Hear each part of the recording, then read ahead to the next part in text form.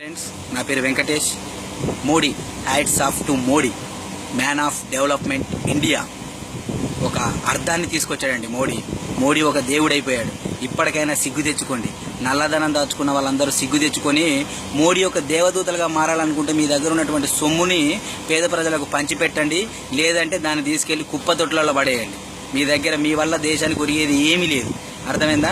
మీరు మీ దగ్గర ఉన్న సొమ్మును మార్చుకోవడం కోసము లేనిపోని ప్రజలకు లేనిపోని ఆటంకాలు కలిగిస్తున్నారు.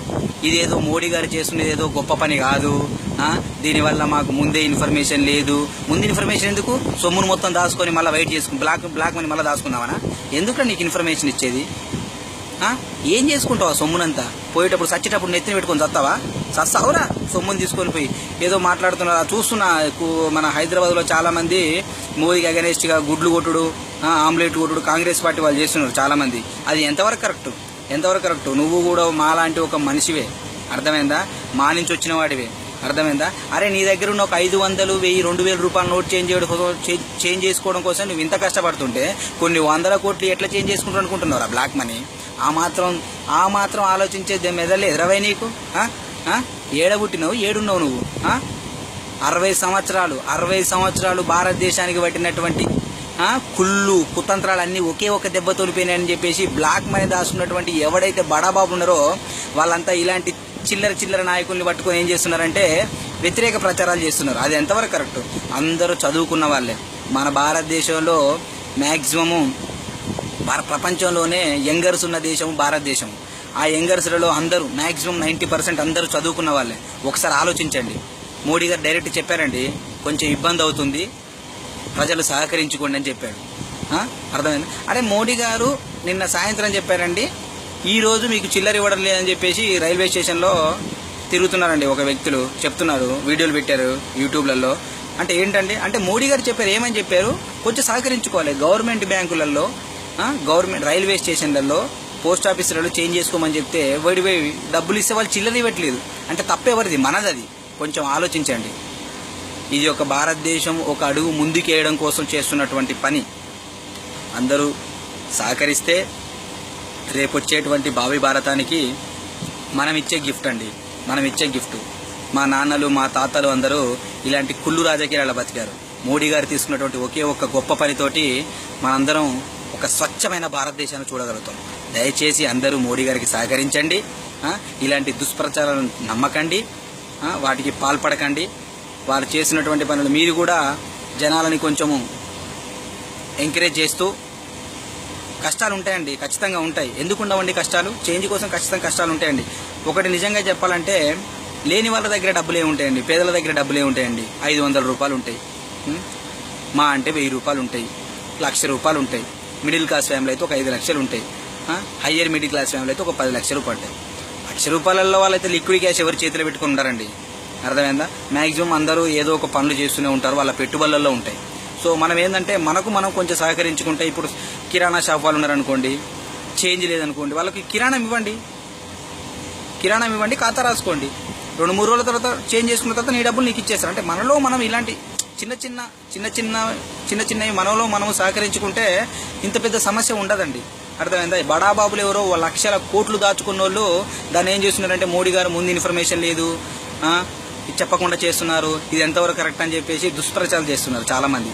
అది ఎంతవరకు కరెక్ట్ అండి? అరే లుచ్చా నా కొడక, నువ్వు దాచుకున్న సొమ్ముతోటి నాలాంటి వాళ్ళు ఎంతోమంది విద్యార్థులు, ఎంతోమంది జీవితాలు బలవుతున్నారా? నువ్వు దాచుకున్నటువంటి సొమ్ముతోటి ఈ పరాయి దేశాలకు వచ్చి వీళ్ళ కింద బతకాల్సిన అవసరం మాకేముందిరా? ఫ్యామిలీని వదిలిపెట్టి, తల్లిని, తండ్రిని, అన్నని, అక్కని, చెల్లిని వదిలిపెట్టి అక్కడ వాళ్ళు ఏం చేస్తున్నారు? తింటున్నారా? తినట్లేరా? నేను ఇక్కడ ఏం చేస్తున్నా? తింటున్నారా? తినట్లేరా అనుకుంటా రోజు బాధపడుకుంటూ ఇక్కడ కష్టాలు పడుకుంటూ ఉండే బదులు నా భారతదేశం సరైన మార్గంలో నడుస్తున్నప్పుడు మీరెందుకు అడ్డుపడతారు? మీరు అడ్డుపడితే మీ సొమ్మును, మీరు దాచుకున్న సొమ్మును బయటికి తీసుకోవడం కోసం మాలాంటి పేద ప్రజలతో ఎందుకు ఆడుకుంటారు? మీరు పోతారు. అందరికీ బుద్ధి చెప్పే పని మోడీ గారు తీసుకున్నారు. దయచేసి అందరికీ ఒకటి చెప్తున్నాను ఫ్రెండ్స్, దయచేసి మీకు నచ్చితే ఈ వీడియోని షేర్ చేయండి, లేకపోతే నా మాట నచ్చితే మీరు సహకరించండి. మనలో మనం సహకరించుకొని మోడీ గారు చేసినటువంటి పనిని, గొప్ప పనిని, చాలా గొప్ప పని అండి ఇది. 60 సంవత్సరాలు మన భారతదేశానికి పట్టినటువంటి చెత్త, చీడ అన్నీ పోయినాయి అనుకోండి. ఒక్క 10 రోజులు, ఒక్క నెల రోజులు కొంచెం ఇబ్బందిగా ఉంటుంది.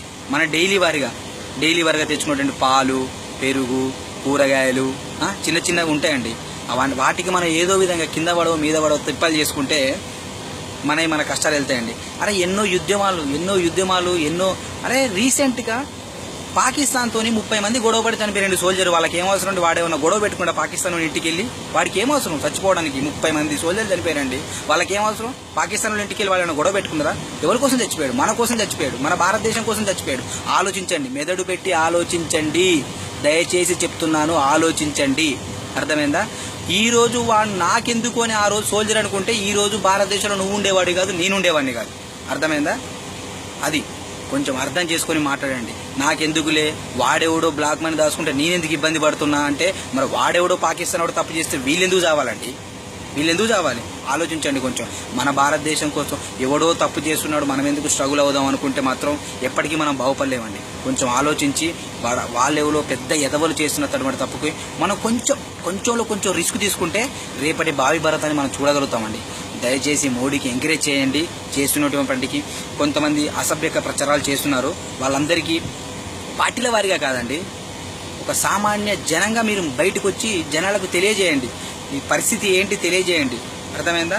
అలా తెలియజేస్తే మన వంతు సహాయాన్ని మనం చేసిన వాళ్ళు అవుతాండి. ఈ భారతదేశానికి నా వంతు సహాయం నేను చేసిన వాళ్ళని నువ్వు గర్వంగా చెప్పుకోగలుగుతావు రేపు. అర్థమైందా? దయచేసి ఇలాంటి ప్రచారాలను చేయకండి. ఎవడైతే మోడీ గారి మీద దుష్ప్రచారాలు చేస్తున్నారో వాళ్ళందరికీ మోడీ గారు త్వరలో చెప్పుతో కొట్టేటువంటి మంచి బుద్ధి చెప్తారండి. Hats off Modi. జై హింద్, జై బోలో భారత్ మాతా కీ జై.